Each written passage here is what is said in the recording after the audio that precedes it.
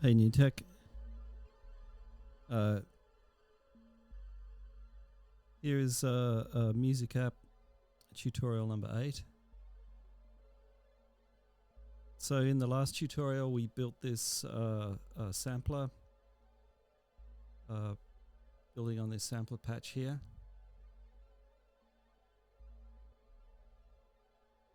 And I think I pointed out that the key to this patch is actually this record button here.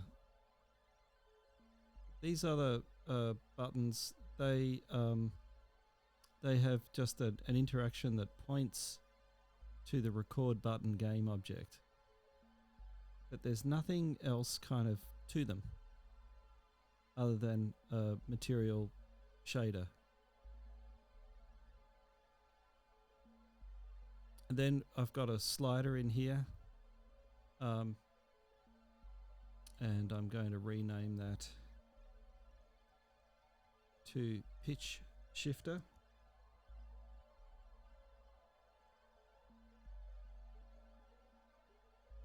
And this slider controlled the audio source built into the record button, and you can see there this pitch parameter will move when I change the slider here on the game window.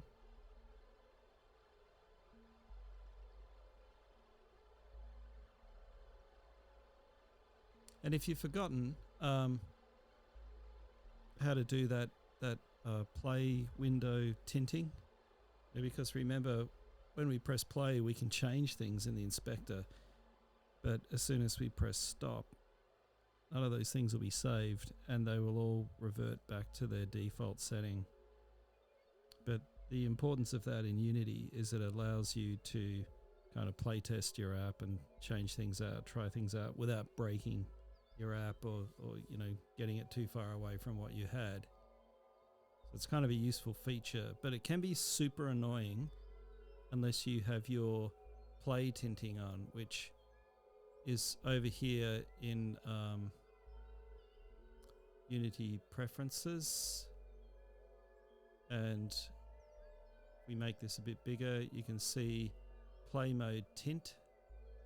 I've got this green color on. I'm going to change it because I think it's just a bit too dark. I'm going to make it kind of a light green color. You might want to go yellow or something, or anyway, that's how you change it there.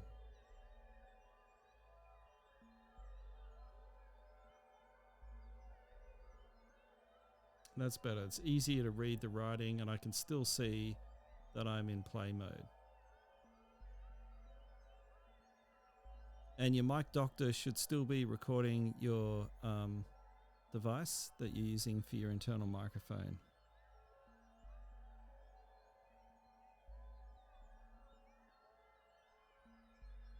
So what I want to do today is I want to add some more sliders and I want to do some more effects. And I've got quite a few effects already set up for you to play with today. So tacked on to the end of the audio source, I've added an echo and a reverb and a filter here. So let's explore these things while we're in play mode. Let's start by recording something in. The quick brown fox jumped over the lazy dog. Yeah, ha, ha. Yeah, ha, ha. Fox jumped over the lazy dog. Yeah, ha, ha. Fox jumped over.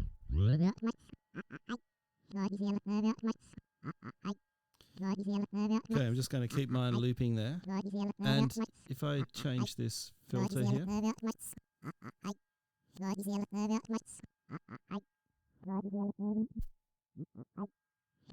you can kind of hear what that's doing.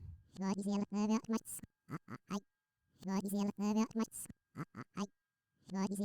can increase this resonance a bit.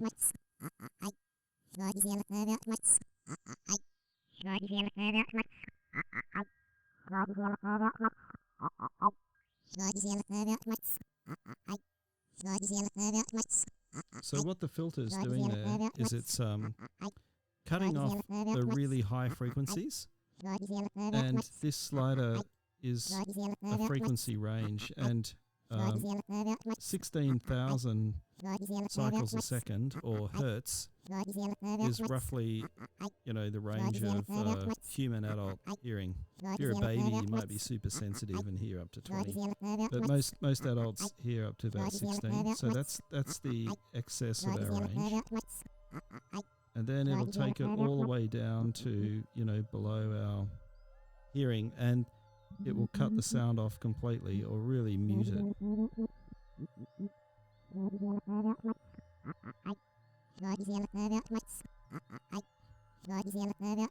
And keep in mind, you can always put these things, they're called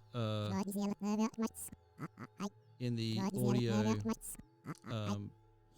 game objects, they're called audio, is that right? Audio reverb zones. Yeah, I have to add them here. Or maybe they're under effects. No. Yeah, you can find them in the components. Sorry, my bad. So down the bottom here. And you can always go back to your other, if you're working on if you've got a bank of drums and bass and things like that, you can always add a low-pass filter and then set up a slider to affect it. Very cool thing to do. Now, the next thing I'm going to do is I'm going to turn on the reverb here. And I've got the dry level up, and now I'm going to turn the reverb level up, which is down here.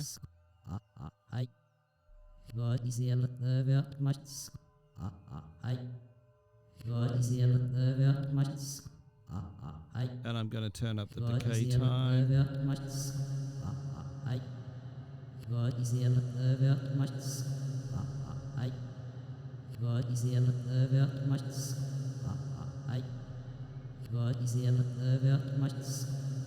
Now, in the reverb settings here, you can click on this thing, it says user, and you can go and have a look at all these different types of effects.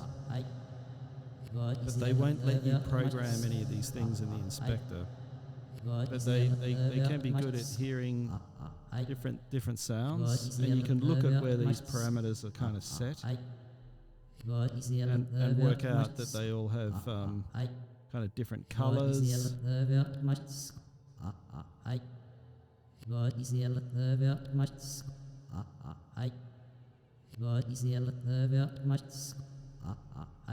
And then you can go to the user setting and make changes to that. So what I did then was I grabbed the concert hall one, then I switched it to user, and it's left me with all of those parameters of the concert hall there, which is very cool. You can use that tick there to turn it off. Now I'm going to check out the echo. And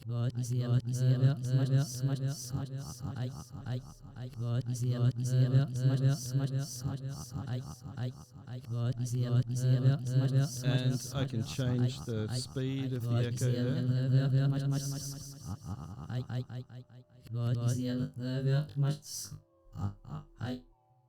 So delay is a really powerful effect in audio. And actually, all of the other effects are made out of delays like this. If I speed that up and make it really fast, I can use a delay to filter sound. And if I add heaps of delays together, like this, and I filter them and set them up in lots of different ways, maybe about 30 different delays, I can synthesize a reverb like that.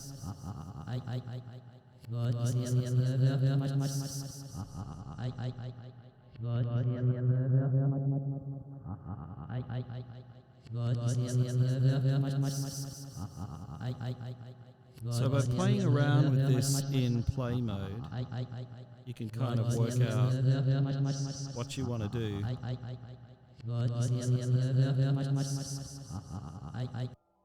And then when I turn it off, it all goes back to where it was. So first thing I'm going to do is, I really like that concert hall. I'm going to put it on that.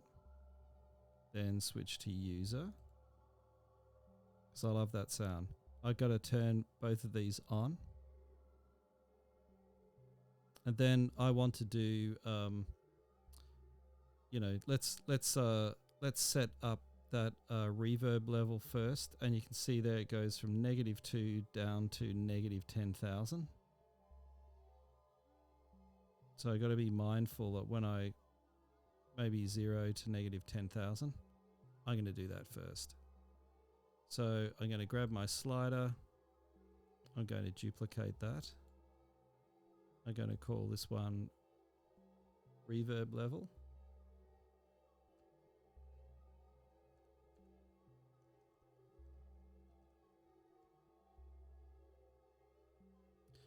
I'm going to grab it. I'm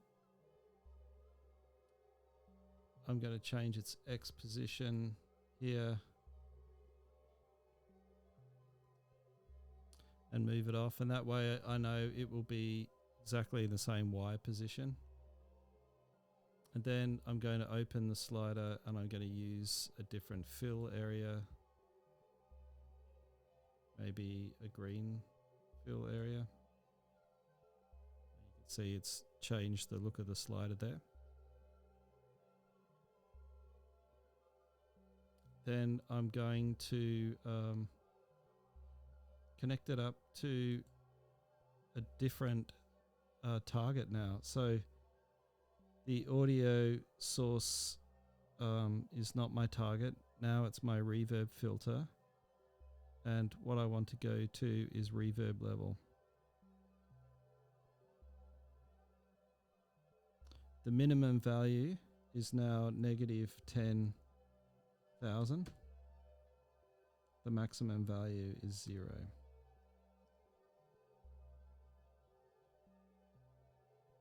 Let's test it out.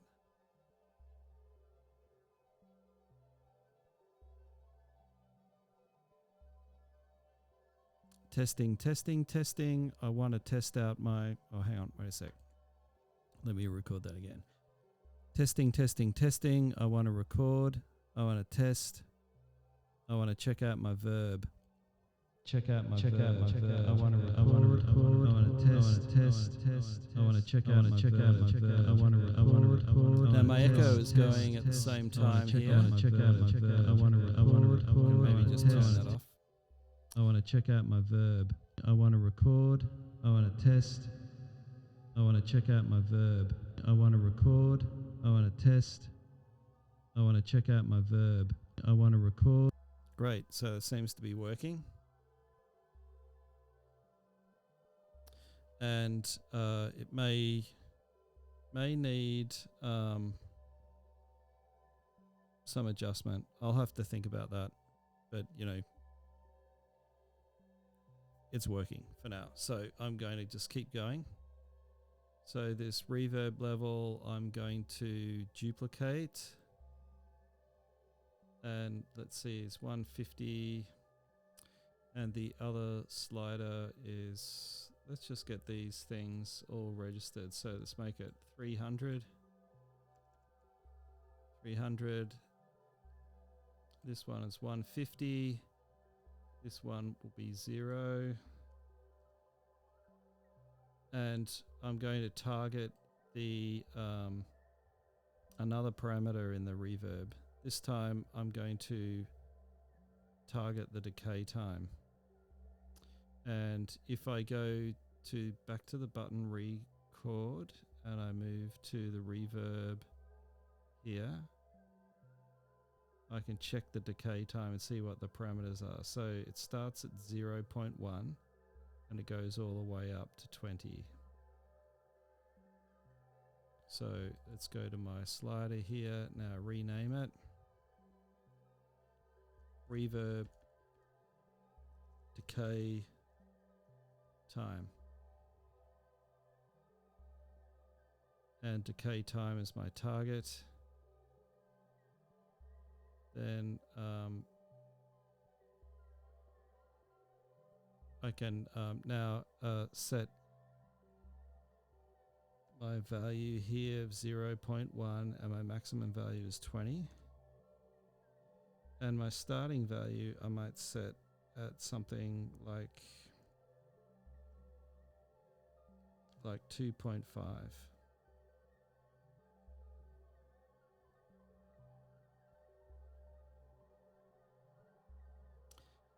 Yabba dabba dabba dabba dabba dabba do.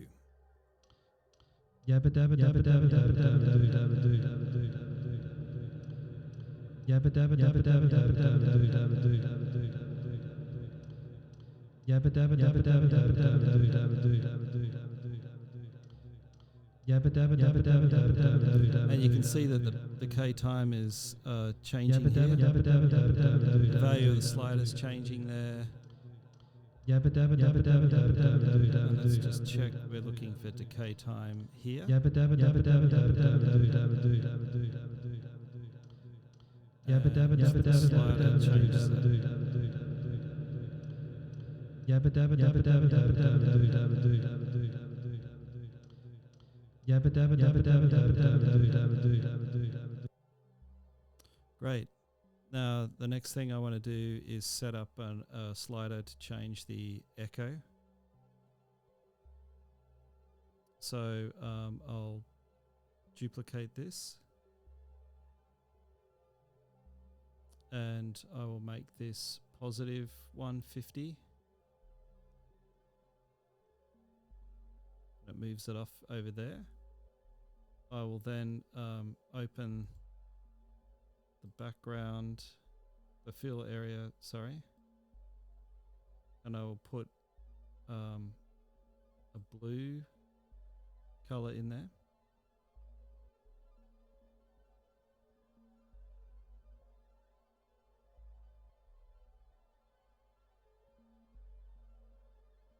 I'll rename it.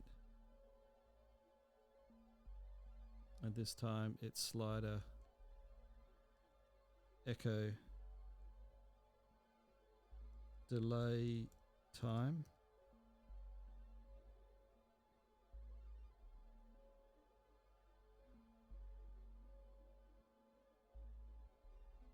And I've got to change the target here. Scroll down to echo filter and the parameter delay.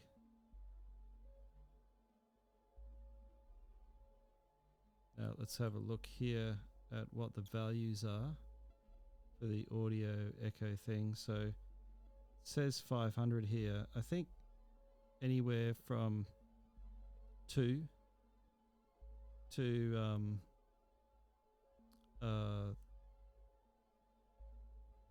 2 to 2000 might be really cool. You could have a really long delay, or maybe 1000.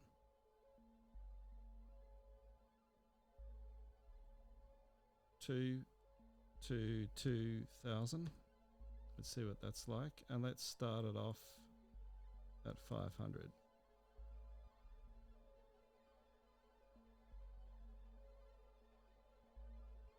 Testing, testing, testing. I want to test my echo time. Test, test, test, test, test. Test, test, test, test, test, test, test, test. I wanna test my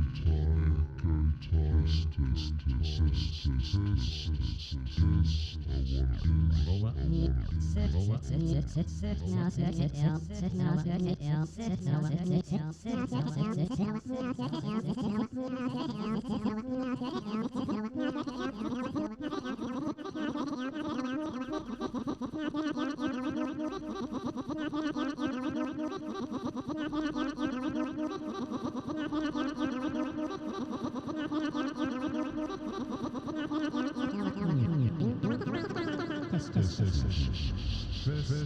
I want to test my echo time.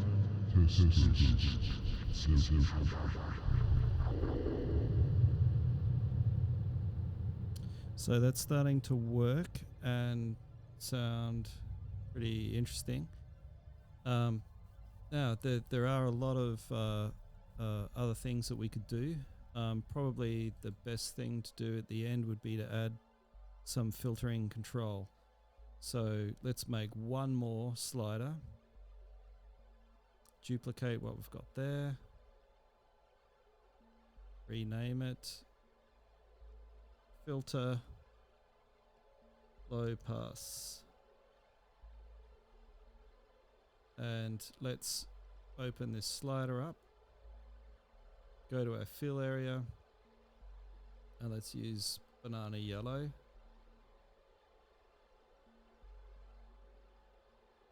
And let's position this time 300.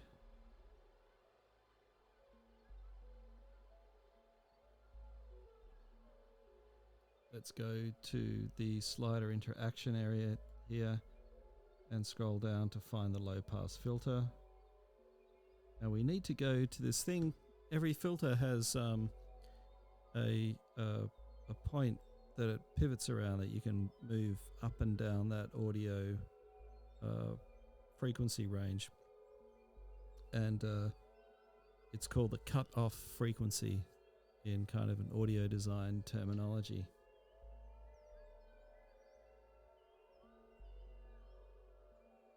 And once again, our minimum value, we could make that something like 40.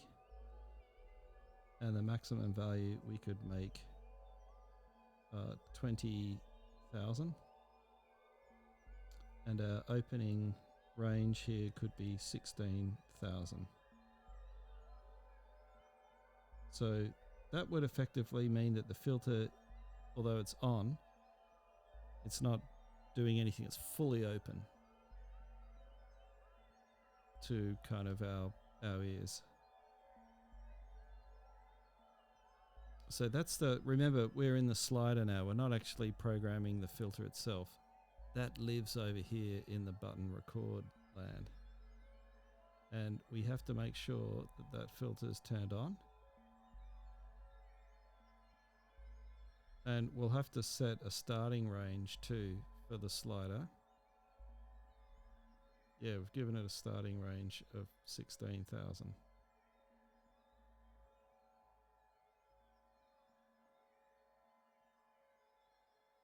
And we press play.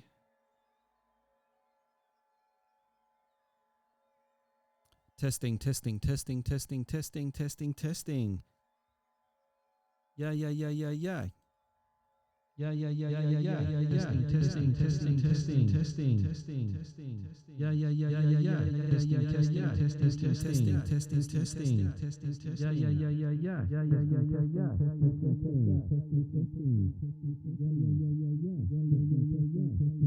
So there's our filter working, and it's pretty subtle at the moment. One way to get some more guts out of it may be to play around with the resonance, just to increase it to maybe 3. I wouldn't put it past 5 unless you got something really massively grungy. And you can blow the speakers on your phone, and they are quite sensitive speakers, so just keep that in mind.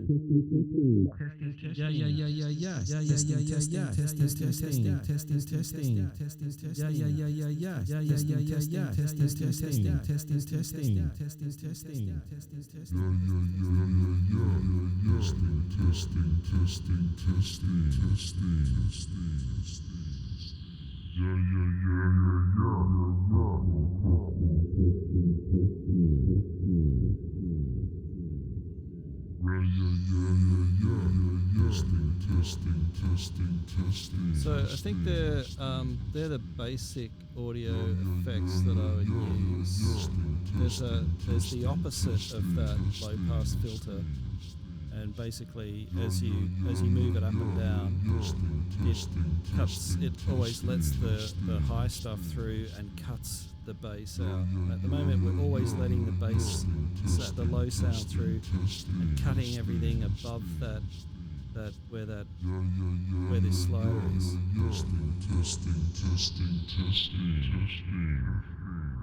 So the lowest sound always gets through.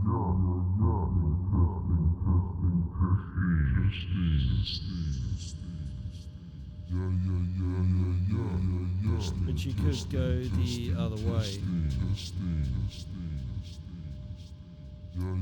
So there's two filters. There's also a distortion and a chorus filter. Let's add that. Let's see what that sounds like. It's got some kind of rate control here.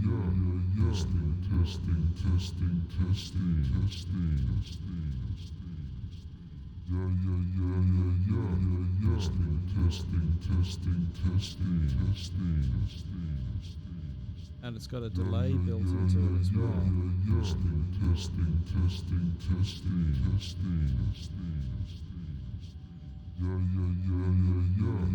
Three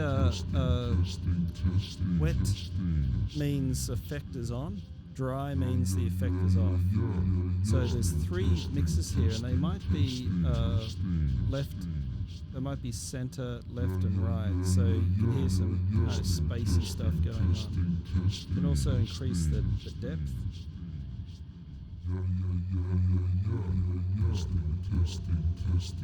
So that might be a really cool sound as well.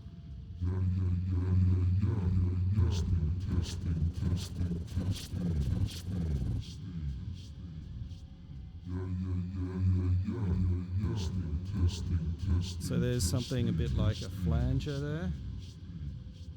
Increase the depth. Put it up on. Goes to a maximum of 1.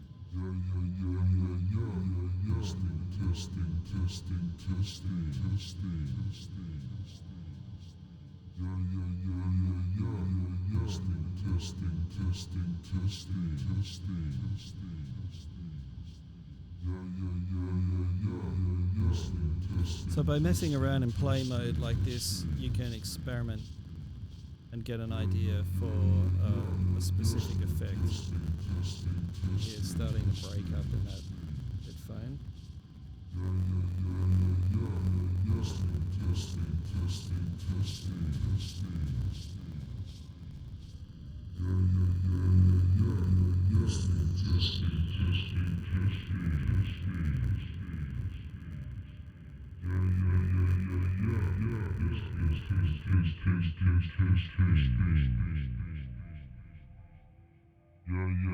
And then turning off from play mode, I'm going to lose this component.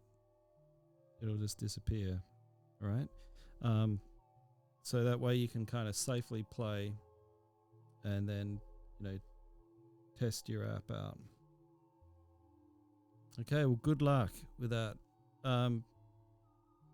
You can make this kind of the basis of your app, and then you can start building up the things from the Japanese music app.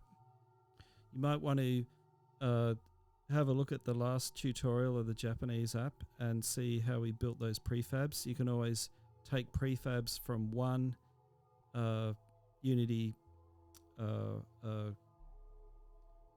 project and bring them into another, and then you could maybe build your patch off this example.